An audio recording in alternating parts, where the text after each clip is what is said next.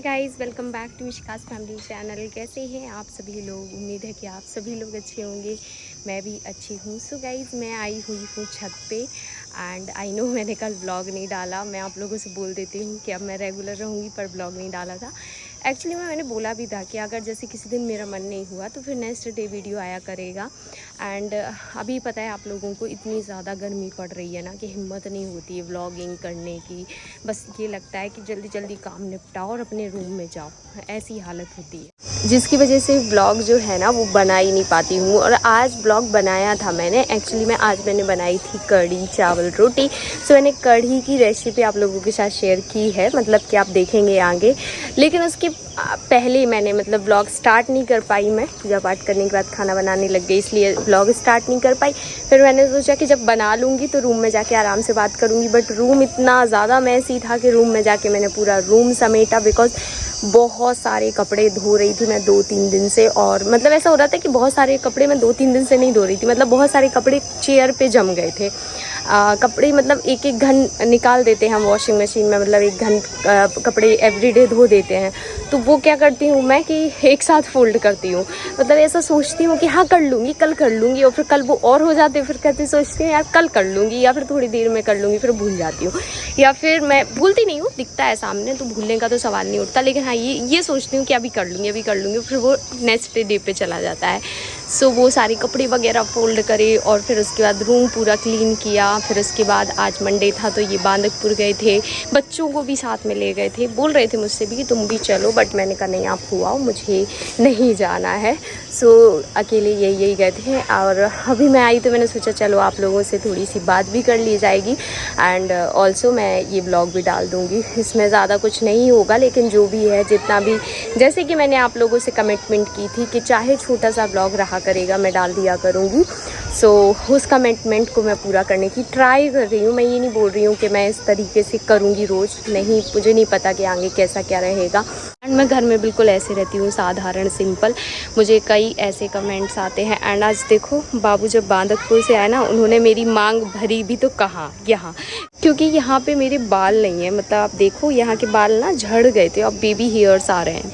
सो उनको यही मांग, उनको लगा ये मांग है, तो मतलब ऐसा दुपट्टा की थी तो ऐसा सा था कुछ, सो उन्हें लेके यहाँ भर दी मांग।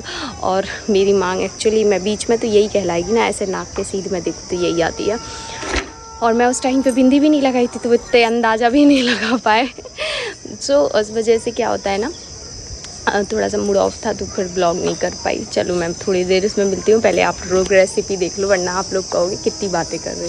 सो गाइस आज मैं सबसे आप पहले लोगों के आप साथ पकोड़े शेयर की करूंगी रेसिपी आसान देखो। ये तरीके से जो आप कढ़ी देख रहे कैसे हो बनाते हैं। बर्तन, सबसे पहले इसमें मैं मैंने बता दूं सुबह कि में इसमें मंगोड़ी ये जो बनाई आपको दिख थी रहा है ये और पूरा इसी दाल बर्तन लगा को रख हुआ है, दिया था, तो क्योंकि इसकी मैंने वजह से सुबह ये में बनाई मंगोड़ी का थी पेस्ट मंगोड़ी। इसमें सो लगा उसका हुआ है। उसका मैंने ही यहाँ पे ये 2 प्याज लिए क्या हुए बोलते हैं, कंटेनर बिल्कुल है। बारीक तो कट किया इसी में हुआ मैंने है। और बेसन क्वांटिटी घोलना हाँ है बिल्कुल काय के 2 लिए प्याज पकौड़ों की के ही लिए। है तो इसमें। और सबसे पहले थोड़ी मैंने सी यहाँ पे धनिया प्याज पत्ती ली दो है। लिए हैं अब और थोड़ी सी इसमें धनिया पत्ती मुझे ली है। अब ऐड इसमें करना है थोड़ा सा क्या क्या, हल्दी और नमक नमक डालूंगी। एंड हल्दी। सो सो मैंने इसमें आप नमक और देख हल्दी सकते हैं दोनों मैंने मिक्स थोड़ा कर सा दिए नमक हैं। एंड और थोड़ी अब सी इसको हल्दी भी अच्छे डाल से दी थोड़ा है। मिलाऊंगी, अब लेकिन इसको मिलाने अच्छे से पहले इसमें डालूंगी बेसन। सो यहाँ पे आप अपने अकॉर्डिंग रखिए, जितने आपको भजिया बनाने उतने बेसन। और अब इस बेसन को थोड़ा सा इसमें पानी डाल के और इसको अच्छे से हमें क्या करना है, मैश करना। ये देखिए जादू से मैंने मिला भी दिए। और उसके बाद यहाँ पे कढ़ी की रेसिपी तैयार करते हैं। भजिया का बैटर हमने बना के रख दिया ढक के, थोड़ा सा फूल जाएगा फिर हम पकौड़े बनाएंगे। तो यहाँ पे मैंने लिया है दही, जो कि आधा किलो से थोड़ा सा कम था।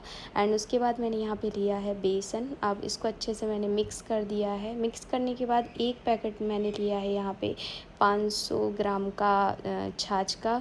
और उसमें डालूँगी मैं हल्दी एंड ये लाल वाली मिर्ची।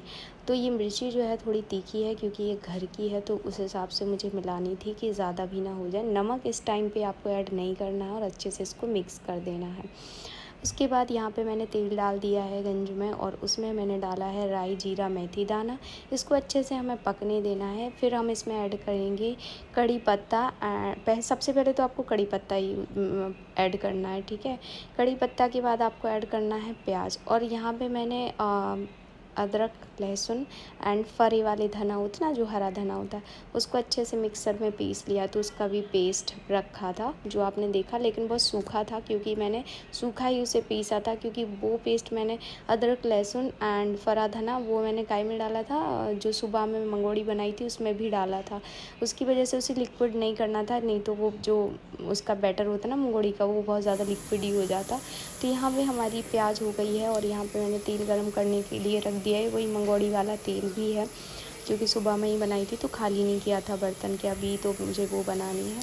तो बस कि प्याज लाल सी हो गई है। अब इस इधर पे आपको क्या करना है, जो आपको मसाला जो मैंने आपको बताया है, अदरक, लहसुन एंड फरी धना वाला, उसको आपको इसमें ऐड कर देना है। ये वाला देखिए, अब इसको ऐड करके थोड़ा ही पकाना है, क्योंकि ये बहुत ही बारीक पीसा हुआ है। तो अगर आप इसको ज़्यादा पकाने की सोचेंगे ना तो ये जल जाएगा। तो सिंपल आपको थोड़ा सा मतलब समथिंग जितना आपको टाइम दिख रहा है उतने ही टाइम तक आपको पकाना है। उसके बाद जो आपने घोल बनाया हुआ है, इस घोल को इस बर्तन में आपको डाल देना है। तो ये जो घोल मैंने बनाया हुआ था ये बहुत ही गाढ़ा था, और जैसे ही मैंने मतलब इस बर्तन में डाला तो और गाढ़ा हो गया। तो आपको अब इसमें पानी भी डालना है, क्योंकि दही एंड मठा दोनों का यूज़ किया हुआ है, तो वैसे भी कढ़ी तो खट्टी होने वाली है। तो आपको इसमें पानी कितना डालना है मैं बता दूं, समथिंग आप 1 लोटा पानी तो डाल ही दो, मतलब क्योंकि अभी पकेगी, ये बहुत टाइम लगता है कढ़ी पकने में। मैं आपको टाइम भी दिखाऊंगी कि मैंने किस टाइम मतलब कढ़ी को चढ़ाया हुआ था एंड मैंने इसे किस टाइम उतारा हुआ है, मतलब घड़ी का टाइम देखिएगा। तो अब मैंने यहाँ पे देखा तो अभी भी मुझे ये गाढ़ी लग रही थी, तो मैंने सोचा इसमें थोड़ा सा पानी और डालना पड़ेगा एंड मैंने थोड़ा सा इसमें पानी और भी डाला। ठीक है, उसके बाद जब पानी डाला उसके बाद मैं आपको टाइम दिखा रही हूँ। आप देखिए घड़ी में टाइम क्या हो रहा है, 12:15 हो रहे हैं। अब आप देखिएगा कि मैं किस टाइम इसे बंद करती हूँ गैस को। जब तक हमारी कढ़ी हो रही थी तब तक मैंने यहाँ पे भजिया बनाना चालू कर दिया है, और ये भजिया बहुत ही अच्छे बनते हैं। प्याज के पकौड़े बोलती हूँ मैं इसे, और हमारे यहाँ पे कढ़ी में प्याज के पकौड़े ही पसंद किए जाते हैं। तो बहुत ही अच्छे से हम इसे बना लेंगे और उसके बाद इनको हम अच्छे से फ्राई भी कर लेंगे। सेकने के लिए इनको मीडियम आंच पे सेकें तो ज़्यादा बेहतर रहता है। और मैंने आगे एक चीज़ बोली है कि मैं इसे प्याज के पकौड़े बोलती हूँ, तो मैं नहीं, इसे दुनिया प्याज के पकौड़े बोलती है।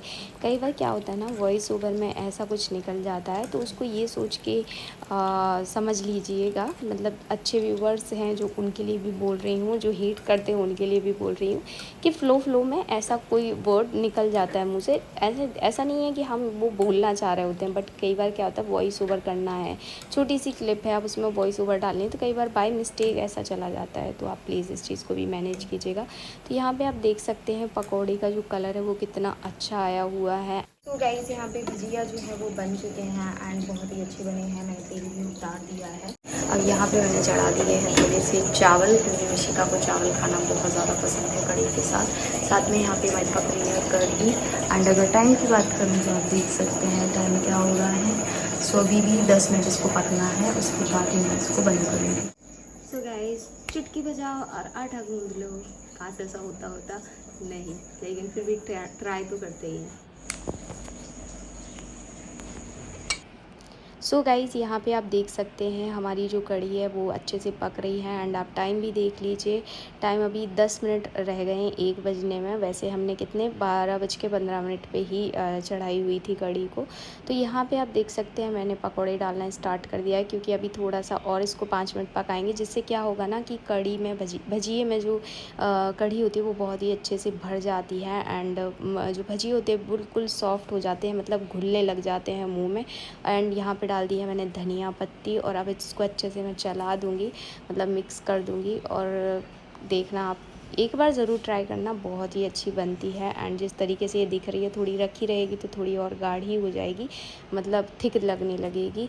तो यहाँ पे हमारा कढ़ी और चावल बन चुके हैं, आप देख सकते हैं। एंड इसके बाद इसको ढक के अब मैं बनाऊँगी रोटियाँ। चलो मिलती हूँ। तो जब खाना बना के रूम में आई थोड़ा हवा लेने, तो देखो बच्चे देख रहे हैं टीवी।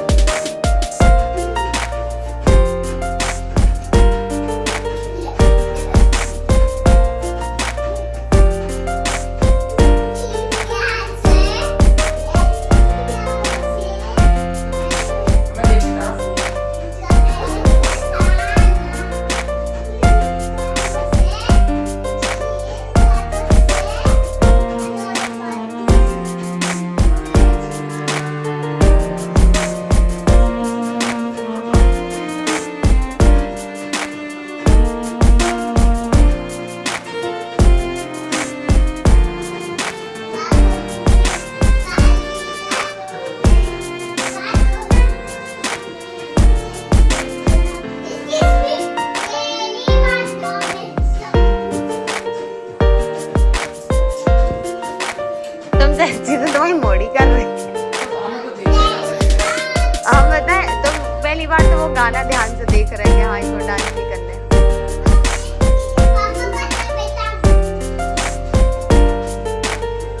ओके, सो रेसिपी आप लोगों ने देख ली। प्लीज़ कमेंट करके बताइएगा कि आपको मेरी ये कड़ी की सिंपल सी रेसिपी कैसी लगी। परसों का व्लॉग गया था जिसमें मैंने एक कमेंट का रिप्लाई किया था, एक नहीं थे वो 2-3 कमेंट थे, जिसमें मुझे बहुत पॉजिटिव कमेंट आए कि दी आप इन लोगों को इग्नोर करो, अपना काम करो। मैं हमेशा वही करती हूँ, बट देखो क्या है ना, मैं कितना बोल दूँ कि मेरे को फ़र्क नहीं पड़ता, मेरे को फ़र्क पड़ता है। आप क्या बोल रहे हो उस चीज़ से मेरे को बिल्कुल फ़र्क पड़ता है। अगर मैं वैसी इंसान नहीं हूँ और अगर मुझे उस चीज़ के लिए बोला जा रहा है तो मुझे बहुत फ़र्क पड़ता है। मैं मतलब जो मैं हूँ नहीं, अगर मुझे उस चीज़ के लिए बोला जाता है तो मुझे बहुत फ़र्क पड़ता है।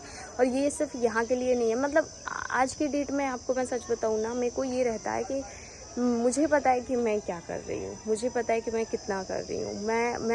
मैं जानती हूँ कि मैं कहाँ गलत जा रही हूँ, कहाँ सही जा रही हूँ। तो सच बताऊँ ना, बहुत कम एज में बहुत सारी चीज़ें देख ली हैं, चाहे वो फैमिली से हो, चाहे वो फ्रेंड से हो, चाहे वो कहीं से भी हो। मैंने इतनी सारी चीज़ें देख ली। मेरी एक बहुत क्लोज़ फ्रेंड है, बहुत क्लोज़, ठीक है, मतलब एक चाइल्डहुड फ्रेंड बोलते हैं जिसको। अब उसका ही मैं बोलूँ एग्ज़ाम्पल दूँ कि वो अभी अपने मतलब ससुराल में नहीं है, मायके में रहती है। और उसकी प्रॉब्लम, उसका पता है प्रॉब्लम क्या है कि उस अरेंज मैरिज हुई है, ठीक है, शादी तो लव मैरिज हुई नहीं है, अरेंज मैरिज हुई है। अब अरेंज मैरिज हुई है, जो बंदा है वो उसको बिल्कुल ही प्यार नहीं करता, इज्जत नहीं करता, रिस्पेक्ट, मतलब वो घर में है उस चीज़ को भी इग्नोर करता है कि तुम मेरे घर में हो, मतलब उसको टोटल इग्नोर करता है। एंड कहानी आज वहाँ तक पहुँच गई है कि डिवोर्स का चल रहा है उनका। और मैं उसको बोलती भी हूँ कि भाई तू 7 साल से झेल कैसे रही है, क्योंकि मैं तो ये चीज़ें नहीं झेल सकती भाई। 7 साल बहुत होते हैं, आपने कैसे झेल लिया? क्योंकि अब देखो, जब हम किसी की सिचुएशन को समझना चाहते हैं ना, तो उस सिचुएशन पे खुद को रखते हैं, ठीक है। तो मैं जब उसकी सिचुएशन पे खुद को रखती हूँ तो मेरे को लगता है कि ये कैसे एडजस्ट कर रही है, कैसे चीज़ें कर रही है। और आज कहानी उसकी वहाँ तक पहुँची कि डिवोर्स। और सोचो, बेबी है यार, मतलब वो लड़की अगर डिवोर्स भी ले रही ना, उसके लिए कितना टफ है ये डिसीजन। एंड सच बताऊँ, गांव में रह के ये सारे डिसीजंस ना, मतलब हमारे लिए बहुत नॉर्मल है, क्योंकि आजकल डिवोर्स इतना नॉर्मल हो गया है। मतलब मान लो पिछले साल किसी की शादी हो, वो अगले साल डिवोर्स भी ले रहा है, और उसके लिए तब भी वो नॉर्मल हो रहा है। मतलब उसके लिए नॉर्मल नहीं है, लोगों के लिए नॉर्मल है कि ठीक है कोई बात नहीं, नई पट्टी अलग हो गई। बट गांव में डिवोर्स मतलब बहुत बहुत बड़ी बात हो जाती है। और कुछ गाँव में, मतलब कुछ गाँव ऐसे हैं कि छोटे बड़े का नहीं है, कुछ गांव ऐसे हैं कि जहाँ पे ऐसे केसेस बहुत रेयर होते हैं। तो इस वजह से वो भी बहुत परेशान। एंड वो मुझे बोलती है कि तुम जिस सिचुएशन में रहती हो मेघा, उस सिचुएशन में तुम रह कैसे लेती हो? मतलब मैं अगर सोचूं उस जगह तो मैं नहीं रह सकती हूँ। और मैं उसे बोलती हूँ कि क्या बोलूँ अभी, मैं बोलती हूँ कि तुम मेरी जगह नहीं रह सकती, मैं तुम्हारी जगह नहीं रह सकती। तो देखो, सबकी एक अलग अलग सोच और अलग अलग मेंटालिटी। तो मेरा कहने का सीधा सा मतलब ये है कि जैसे कमेंट कर रहे हैं कोई, अगर मैंने निगेटिव कमेंट कर रहा है या कोई ऐसा कमेंट कर रहा है जो मुझे लगता है कि यार ये तो बहुत ही गलत बोल रहा है मेरे लिए, तो वो मुझे फ़र्क करता है, इफेक्ट पड़ता है उस चीज़ का। चाहे मैं कितना चाहूँ कि नहीं, मेरे को नहीं पड़ना चाहिए फ़र्क, लेकिन पड़ता है ना। सो आई रियली होप गाइज़ कि छोटा सा व्लॉग आपको पसंद भी आया होगा। And thank you so much कि आप लोग इतना ज़्यादा सपोर्ट कर रहे हो, इस तरीके का कमेंट करते हो ना। जबकि एवरीडे व्लॉग डालो तो मेरे को रहता है कि मेरी ऑडियंस इंतज़ार कर रही है व्लॉग का और मुझे व्लॉग डालना है। मैं छत पे आई हूँ ना, तो ये भी छत पे आ गया है, मेरा बेटा भी छत पे आ गया है। सो अब मैं नीचे जाऊँगी क्योंकि छत बहुत गर्म है। तो चलो, मैं मिलती हूँ नेक्स्ट वीडियो में। Bye bye guys, love you all, take care, thank you so much for watching.